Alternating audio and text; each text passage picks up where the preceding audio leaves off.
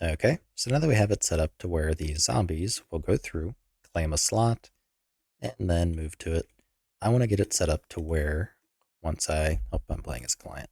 Let me go ahead and actually move me over, make that a little easier.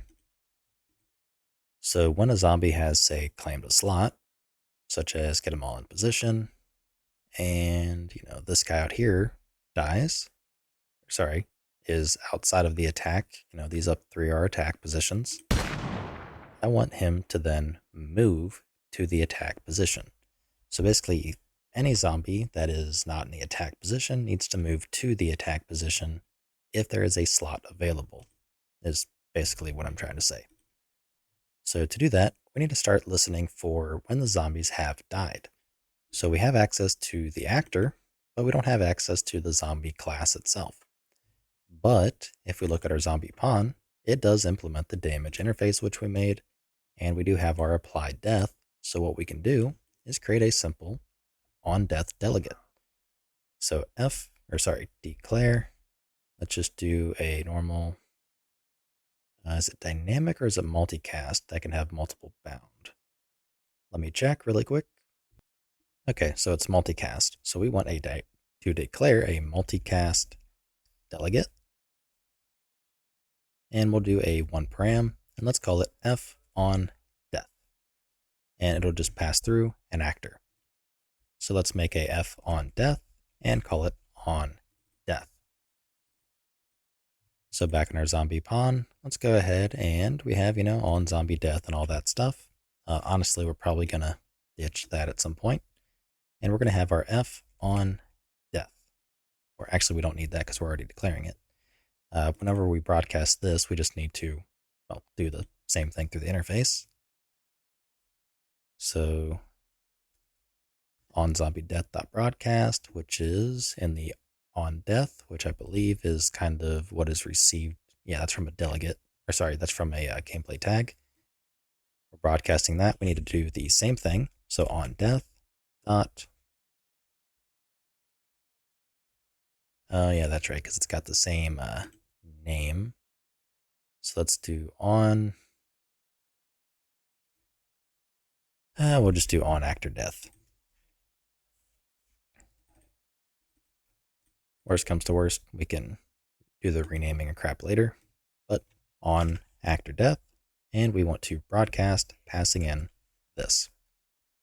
So that will fire off our on actor death, which our barricade needs to bind to. So when we claim a slot, we need to bind to that zombie, dying. So we can do that a few ways. Probably the easiest way could be actually in the position itself, potentially, or we can do it in the barricade. So I'm going to do a little bit of thinking and go from there. Okay, so while I was thinking, I came to the realization that delegates require U objects, as far as I know, unless you're using add raw, in which case I don't know if we can do it inside the struct, at least not safely. So yeah, we're just going to do it inside the barricade class and have basically a void on zombie death, a actor, or let's do a on, yeah, because we're using zombie elsewhere, let's just keep with the same name. So on zombie death. And we need to bind and fire this off when that zombie dies. So we need the damage interface. So if I damage interface, or rather, I'd rather check it. So I damage interface. Let's do damage interface equals cast to I damage interface from the given zombie. We want to go ahead and check F on the damage interface, make sure it's valid. And we'll just say, let's do actor %s does not implement the I damage interface, and we'll print out the given actor. So zombie position dot value dot zombie dot get name.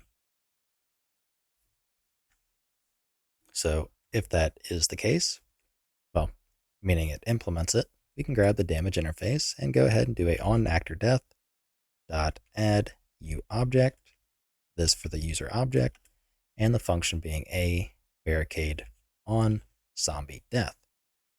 So when the zombie dies, we know that we can go ahead and try to find, which, what do you call it? Which map, so to speak, well, not map, which element, which position slash slot has the zombie died in. So we can't use the zombie's positions.find, I think, because it takes in a key. So we're kind of going to have to be iterating over it again, which is also okay, because that can, well, yeah. Not sure what else to say. But anyways, let's go ahead and copy what we have down here. And basically we're going to check, and if the zombie equals the zombie at that position, what we want to do is take this here and set it to a null pointer. That way we're clearing out and basically saying, hey, the zombie that was here is simply no longer here. So in our case, we also want to store what zombie position, this happened in. So we can pretty much try to find or notify, any other zombie that may be waiting that, hey, they can move to this position. So in our case, we're going to do I'm actually just going to copy that. And we can do let's do freed up position. And we will set this to equal the zombie position. It's because it's by ref. Oh, so we need the address of it. And if the freed up position is valid, yeah, we'll just set it to null pointer. If that is valid, we want to go ahead and pretty much notify, any zombie that, hey, we are freed up, if that makes sense. So we don't really want to do just any zombie. We want to go ahead and try to do it for a zombie that is not in an attack, not in one of the attack positions. So we need to have that be more or less kind of our first filter. And also, once we do that, I want to break out of the loop. So in our case, let's again go ahead and just do another loop. I'm not too worried about performance here, given that we don't have many elements at all. So in our case, we are going to have, honestly, I'm starting to question why I even did a map at this point. Yeah, I don't know why. We're probably going to end up refactoring this anyways, because I'm never happy with how I've done barricades in the past. But regardless, so we want to check and make sure that first off, the position is not an attack position. So if zombie position dot value dot is an attack position, is not an attack position, and it has a valid zombie, we want to notify that zombie. So in our case, once we notified the zombie, we're just going to break. So notify zombie, we'll do a draw debug sphere, get world, and we're going to pass in the zombie, what was it, zombie position, whoa, I keep pressing enter,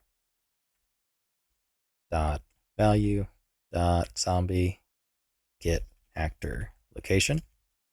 We'll do a size of 25, then 10 for the segment, color F color. We'll do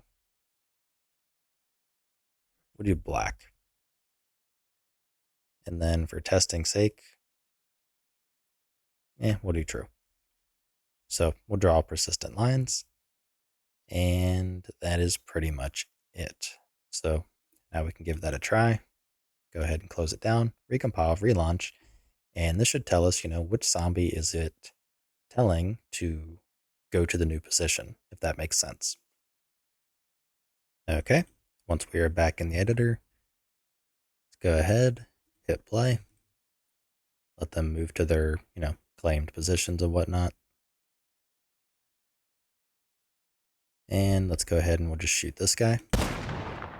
And it told him that he needs to move basically to this position. So that works out for us there. And that gives us a good general kind of starting point to move forward from. So with that out of the way, I will see you in the next video. If you like what I'm doing and you want to help support me, you can find a link to my Patreon in the description below, where you can also get early access to this entire series.